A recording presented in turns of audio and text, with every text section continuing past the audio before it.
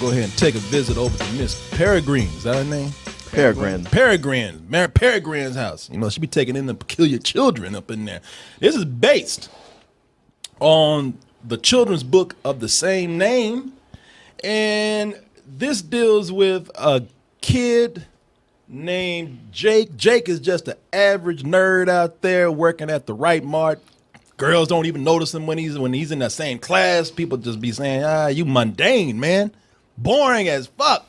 But one day he learns that his grandfather was involved a long time ago in 1943 with a house full of kids with very particular and very special powers. And that's all well and good, except now they need Jake to come back and pick up from where his grandfather left off, because it just turns out that an evil force has returned.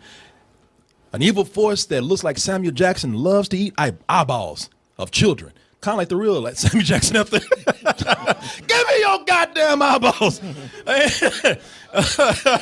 And the other thing with this is that this is a Tim Burton film. And I hear people talking about, you know, I saw it a little bit late. So when I was going to see this, people said, oh, man, it's a return of that good old fashioned Tim Burton. You Timmy's know, back. That Tim Burton where where he makes all those weird visuals and does all that crazy circus looking shit. You know, the things that people loved Tim Burton for back in the day. Mm-hmm. And a lot of people are also saying that this is something where, you know what, if consider this to be just another version of the X-Men out there. You're not going to see a review of this that is not that is not comparing this to X-Men.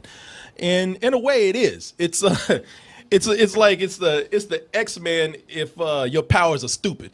Yeah, if you got rejected by the X-Men, if Charles Xavier went, I don't think we have a place for you. This is their backup school. Yeah, you know, like if you got some power that just ain't no use to nobody out there, okay, so you can eat a turkey leg with the back of your head. Okay, what the fuck are we supposed to do with that? How does that help us defeat Magneto? Doesn't often throw turkey legs at us. I'm sorry. Yeah, you know, go to Miss Peregrine's house. She deals with all that weird shit. That X-reject.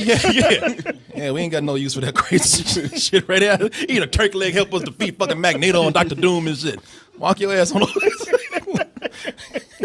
But it's also the place where you go to, not only if you're rejected by the X-Men, but they just find your power is just too weird to deal with. You know, you gross. You know, like they're repulsed by what your power is. They're like, damn, man, no, we can't even look at that. We can't keep you around the house. You met the twins?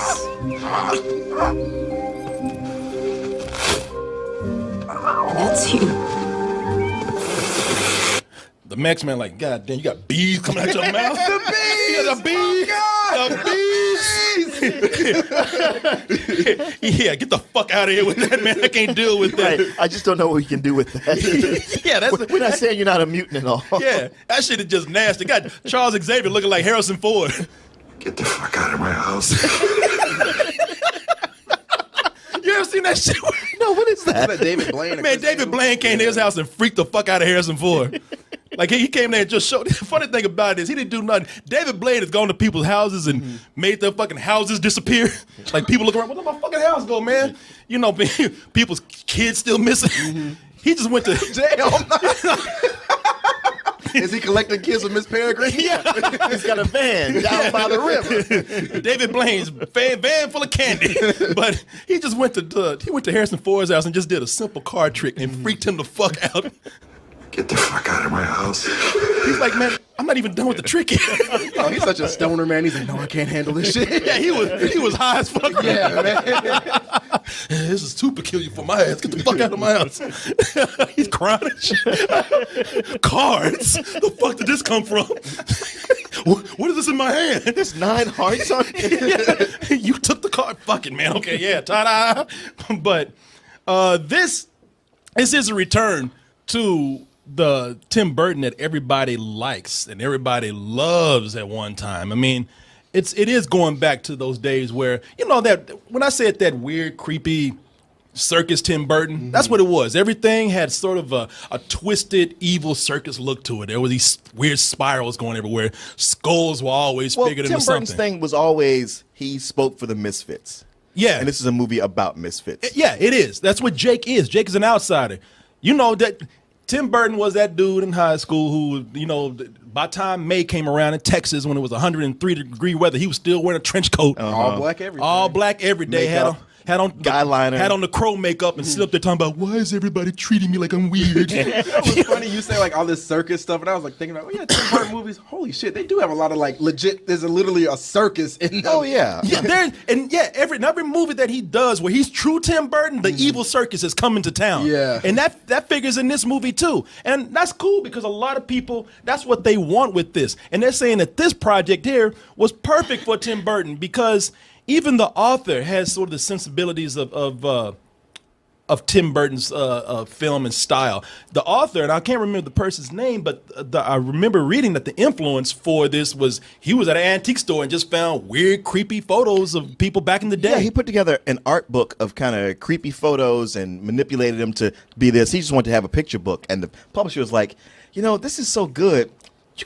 We could get a story going, and got a writer to write a story and turn it into a YA novel. Nice. Very nice. See, so all y'all making fun of Tim Burton. Now y'all wish y'all was in the corner with that trench coat. These weird motherfuckers getting rich one day. Oh, hell yeah. Oh, hell yeah. This right here is something where this, it's cool that they have a lot of this creepy stuff going on, but at the same time, I would say that the movie immediately starts out with not just trying to be scary and not trying to create this, this scary atmosphere. It actually presents a lot of wonderment in it too, a lot of fantasy in it, and it does it constantly. It's something where every 10 minutes you're discovering something new about one of the kids. You're discovering something new about this world that these kids live in, and one of the reasons why that for me worked is because you're being carried along with Jake. And anytime you're being carried along with Jake, Jake is always your avatar. Jake is the every dude, he's the one that's going along with this new world that's never been introduced to him before. And and it helps the pacing of the film that they actually keep showing you these fantastical images and these scenes over, I would say actually, about every 10 minutes.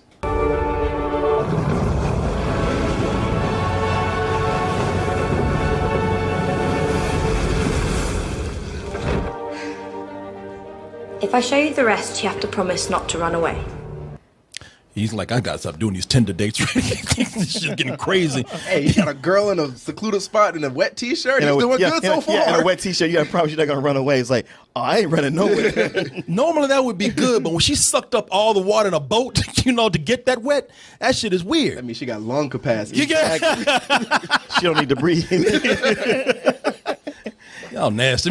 But I like some of the actors in the movie. I think that there's people in here that do a pretty good job at being some of the odd characters that you have in the film. One of the people I didn't think worked too much was Asa Butterfield. Asa Butterfield. Mm-hmm. Well, you say he doesn't work too well. I say he was god fucking awful. Yeah. He was bad on a level I haven't seen an actor be this bad. It felt like he just saw his lines the first time, and they did one take. They're like, all right, we got it. Yeah, he said like they were at a reading. Yeah. Even he know he's fucked up. He's like, I know.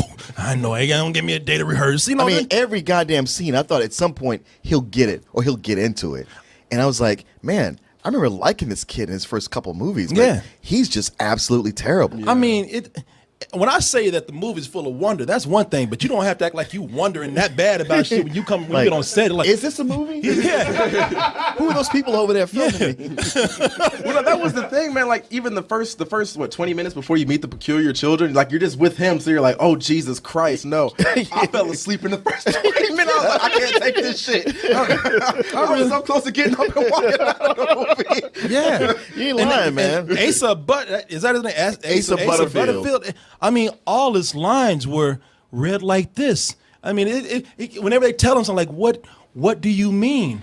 I don't understand. He acts like he's mentally challenged. We have to save her. Yeah, there's a part where like they should being chased by a Slender Man. Like he's like, got the crossbow, get down. Yeah. Like, dude, you're being chased by a monster to eat eyeballs. Put some more effort into it. Yeah, he was way too cool. Yeah. He like, look out. Is that the line? Yeah. Click. Like seriously, I would hold this up as an example to other actors of like, never do this. Yeah, it's like never let this happen to you. It's like they showed him the script for the first time. He's like, what? It's like, it was just everything like, I don't know what you mean. It's like, damn, motherfucker, I just said hi. You know, huh? You know what I mean? This kid can act. I've seen him act before. I know. I don't know what's going on with Hugo, him. and I loved him in Ender's Game, but here it's like it's almost like he switched in his twin brother. Yeah, you know, he must have hit his head or something before he got It's like in he here. went through puberty and he grew taller and forgot how to act. Yeah, and you know, he's the person that has to kind of keep it grounded. That's one of the problems with the movie because I like, motherfucker, I'm supposed to be you. You know, I'm sorry, but I ain't supposed to be going through the whole movie like, why? You know, what I mean, like, you help me out, man, because everybody else, they tell you the title, they're peculiar. Yeah. They're weird. So, you know, if I ain't got nobody here to keep me fucking grounded and help me feel protected from these weird motherfuckers, and the movie ain't really working because everybody else is crazy. You know, Miss Peregrine, what's her name? Pomegranate, what's her name? Pomegranate? Miss Peregrine. What's her name? Peregrine. I mean, she's the title, and she's barely in the movie. she's got a good enough. She's got some time in the movie, but in the movie, it's played by Eva Green, and she's fine, but she plays the movie. She's very aloof. She's a little too perky in the film. She's perky, she's aloof, and she spends half the time as a bird. Yeah, nah, she don't spend half the time as a bird. I wouldn't say that. That's but a little excessive. Yeah, that's a little. But you know, I will say, like, when you look at it in the film, it's just kind of like, damn, girl, calm down, because she's real alert. You turn into a bird. Well, I do, yes. But that's not very useful. An inbreed's main skill is the manipulation of reset the loop, and the day is yours to live in again. Reset it daily, and you can stay there forever. Like, what kind of shit are you on? No, man, it's like they said, do Mary Poppins, but if she does meth. Yeah, Right, yeah. Yeah, her magic comes in powdered form. You know, shit, one eye bigger than the other. I mean, like, man. It's like, what the fuck is wrong with you? And he's right, man. She barely had any time in this movie. Like, Dumbledore had more time in Harry Potter than she had in this. You know what? I disagree. I think she She has a lot of presence when she first shows up, and you're looking forward to what she does. Like, you're thinking, oh, she's the Charles Xavier. But then she's gone for so much of it. Yeah. I don't know. I guess we disagree on that. I think she had ample time in the movie, and I didn't really have a problem with her except her being kind of, just wide-eyed and crazy looking. But the movie, for as odd as some of these people are, it's a movie that moves too much. And I was saying at first, that sense of wonderment happens every 10 minutes. But then every time they start to introduce a new element, they have to also go in and explain everything too. And there's a lot of introductions of a lot of these elements that really don't add anything to the story for a long time. It takes a long time to get to that part where we know these creatures that are hunting these kids down. It's a long time before we get to that part. We hear about them, there's a little bit of knowledge dropped here and there, hints of them dropped here and there, but most of the time it feels like you're on a tour of that house. Yeah. and not really getting to the main story. It's a lot of delayed gratification, and hopefully you remember it, because like they'll talk about something and then it'll come up an hour later. You're like, oh yeah, they did mention that monster, this power that this kid has. So like, yeah, it's really weird. The pacing was really off. Yeah, it was. I mean, because I admired the movie when it first started. The editing was really nice, man. They cut scenes saying, you don't need to know that. You don't need this. Nah, that's bullshit right there. It was actually getting to the point early on when we were in the ordinary world.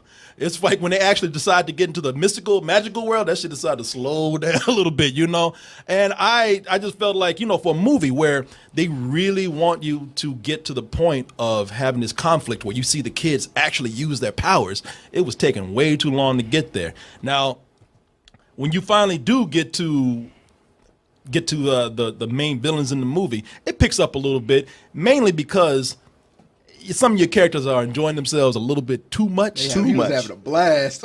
Let me tell y'all something, man. Y'all talk about Johnny Depp. You give Samuel Jackson a costume, he will lose his fucking mind. Is that from The Spirit? That's from The Spirit. That's what I kept thinking about the whole time watching this. Samuel Jackson, I mean, I'm sure he's a blast on Halloween, but if you put a costume on him, he will lose his fucking mind. He turns into another person. He has fun. The only bad thing about it is that when he puts on a costume like that and he gets to be an over-exaggerated character, he really chews the scenery, man.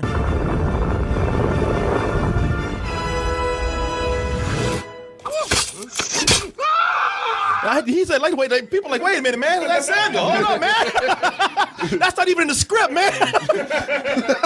like he brought people working behind the camera getting shot and stuff. Yeah, he brought his own throwing stars. Hey, man, the script didn't call for that. And in this movie, he does the same thing. I mean, you talk about chewing scenery. I mean, he eats that shit and swallows it. And, and I don't know about the books, but it seems like it was just a chance for an actor to like really go in and choose their own disguise and pick the things that they want to do. I heard that this movie takes a great departure from the script. So I don't know how far this character goes. But Samuel Jackson, on the one hand, lots of fun to see him having fun. On the other hand, kind of takes me out the movie. Bro. Jane, I'll hold him off as long as are I you can. going to realize you are a terrible shot with that thing? Get the others. I'll meet you at the loop. Oh, no! That's one. Man, this people, you got one of the greatest actors in the world, and he fucks up a screen. Oh! Death for your beloved Jake and Miss Peregrine. Everlasting life for me. Ew. And the mint for you.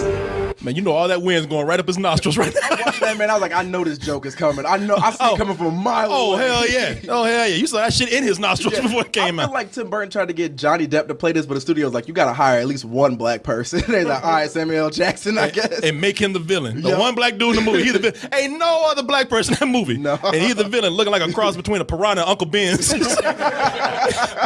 I'm surprised that wind and blow that cotton off his goddamn head. Damn it,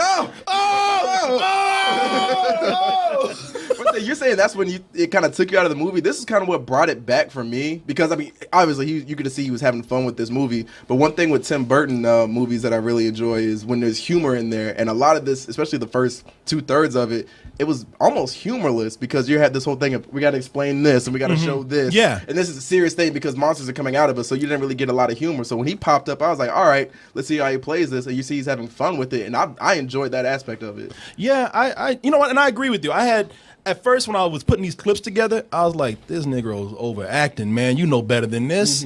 But when I saw the movie, I was like, well, things have been moving so slow that Somebody had to inject some life into They it. had to make up for Asa Butterfield. Yeah. Oh, what's that? Oh, yeah. Yeah, no, they did. This is old school Tim Burton, as much as it has those kind of those misfit gothy visuals, but it's that old school Tim Burton where he's all about the visuals and then just doesn't give a fuck about the human characters, or just loses what the story is about halfway through, at least in the third act. Besides the movie being slow, it just falls into, I mean, yeah, it's great to look at, and a lot went into designing what, how it came about, and it probably brings those images to life. But just as a narrative, it brings in the worst or most tropic elements of YA novels, where there's a crowbarring of so much mythology. Every 10 minutes, and this is part of it too, this is part of it too. It's like a lot of stuff you don't really need to know. And the romance. It's funny because in the book, this girl that he's having this sort of romance with, she's a little girl. They made this up for this movie, and it's just like, all right, you feel like you got to have this here. So do you think that changes things for you, being that you've read the book and coming in knowing this? No. You think it would have felt more? No. I found this out after the fact. It's not me like, man, I wanted it to be this. I'm like, hey, be what you're gonna be. But I was like, this whole romance thing that you're kind of teasing, will they, won't they? It's kind of old. It's kind of done. And even this whole story, it's like, yeah, you're throwing in some interesting, and even if you want to say scary or disturbing visuals for kids, but at the heart of it, it's still so much of what Tim Burton's done before is emphasize the non-important elements, just things that are cool to him. But to somebody who's not him, who's not one of his acolytes, I'm like, this is a very unsatisfying tale. Okay, damn. I feel kind of bad now, because here's where y'all gonna jump on my ass, because I ain't gonna jump on you. Because I want to get the things out the way that I didn't like, because I feel like this was a return to form for Tim Burton that we haven't seen in a while. Like I said, this felt like it was tailored for him. I'm just hard on it because there was so much more potential there. Now, did I enjoy it? Yeah, there were parts of it I enjoyed. Like I said, being introduced to something that was kind of wonderful, the fantastical and wonderful throughout throughout the movie. I still found those things to be entertaining. I still found them interesting. There was always a new surprise that that would pop up, like the twins that you see right there. You know, all these kids have, sure, they you know, like I said, they're kind of stupid powers, but that makes you want to know what they have. You know, like one girl she controls air, and she's light as air. You got these two twins that are covered up, and you're always wondering what is going on with them. You're waiting for that to be revealed. I always thought that there was a surprise that was being left to uncover throughout the whole film. It's just that I wish that they had actually paced this a little bit better. I don't know, man. What would you guys give this? For me, man, like you said, I do feel like it is a return for Tim Burton when it comes to visuals, but the writing in this movie and the acting in this movie is just atrocious. Like this is a rough film to get through, especially the first half. But this, man, I did enjoy the second half, and I did like the visuals in this movie. It did feel like a Tim Burton film, and I feel like this was catered for him. But that first half just completely just annihilated the second half for being a good film. And I'd give it a rental, man. I think if you want to, see Tim Burton, what he's doing now, try to get that old form like he had with Nightmare Before Christmas, Pee-wee's Big Adventure, and Batman. This is it. But it's not going to be something to make people go out in droves to see it. Yeah, okay. Yeah, I did. And to me, the second half was no picnic either. I felt it went on too long. And there was a point where I thought it was about to end, and they're like, no, we got to go do this other thing. And I was like, fuck. It's a return to form for Burton. No, sure. No doubt. We've been saying that over and over. But it's kind of like Tim Burton spoke for the freaks and the weirdos and the misfits at that time.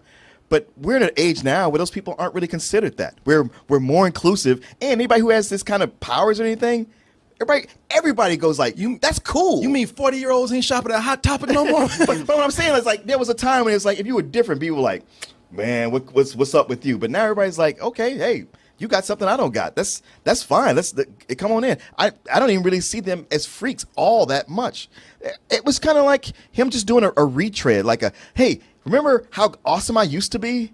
Wouldn't it be great to go back to that? It's like, yeah, you're on Blu-ray. I can go catch your better movies. You were rough, man. I'm sorry. It's a rental. It's personal, man. It's a rental. I mean, yeah, it's personal. I just sit there through it and just go like, fuck, it's gonna be over. Over 2 hours? Are you serious?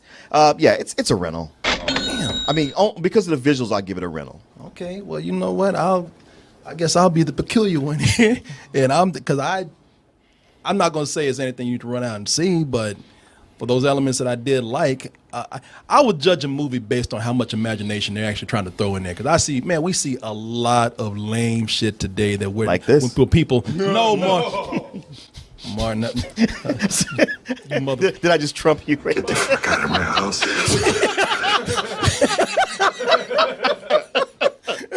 Yeah. No, really, get the fuck out of my studio. No, fuck it. I give it a matinee, man. Fuck you, because I know you're gonna. Liked it, man. That's fine. That's cool. That's fine. I'm not mad at you. This is not one of those where I go like, I feel this way and everybody should feel this way. No, because you're gonna say something under your breath like you wouldn't like this bullshit. No, I'm not. Honestly, I'm not. Look, there are things I like that I don't expect everybody to like, and things I like that I do expect everybody to like. I don't take this as personal as Martin does. It's not the triumphant Stop. Stop. You're not gonna bait me. It's a trap. It's a trap. I'm just saying, man.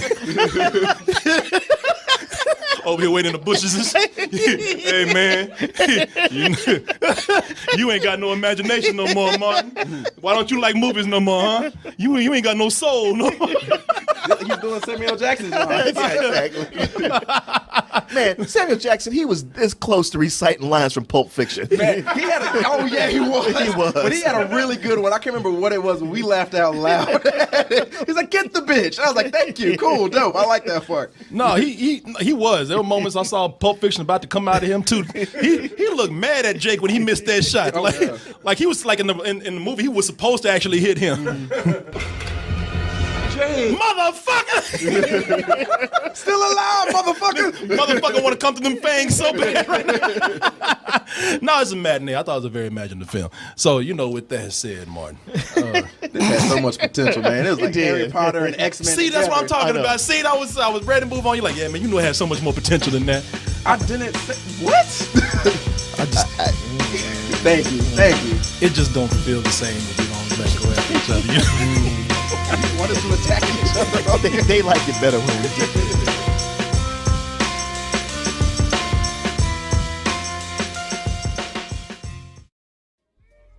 Gamefly brings to your house, to you, over 8,000 new releases and classics that are available to rent, or you can buy them for almost every system out there, current and some old systems. Like I said, man, I've been trying to put my GameCube back to work for years. GameFly's giving me an excuse to do that. And you could even try 30 days for free by typing in gameflyoffer.com/double toasted.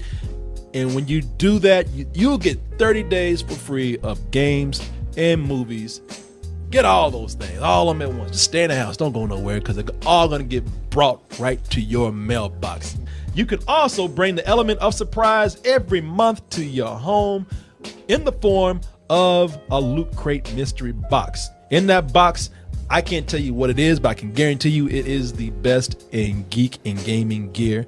Some people say it's like having Comic-Con brought right to your home. You don't have to leave the house for nothing. You're getting all kind of stuff. And everybody likes a little surprise every month. Just a little bit. And here's another surprise for you. You know, if you go to our link, trylootcrate.com/double toasted, and you type in bridge 10, that's the word bridge and the number 10, you can get 10% off, a 10% discount on your first crate. How's that for a surprise right there? Loot Crate, bring the mystery and the surprise to your mailbox once a month with Loot Crate. Hey everyone, thanks for watching, and be sure to subscribe to our channel and go over to our home, doubletoasted.com, for more videos and live streams. And remember, stay toasty.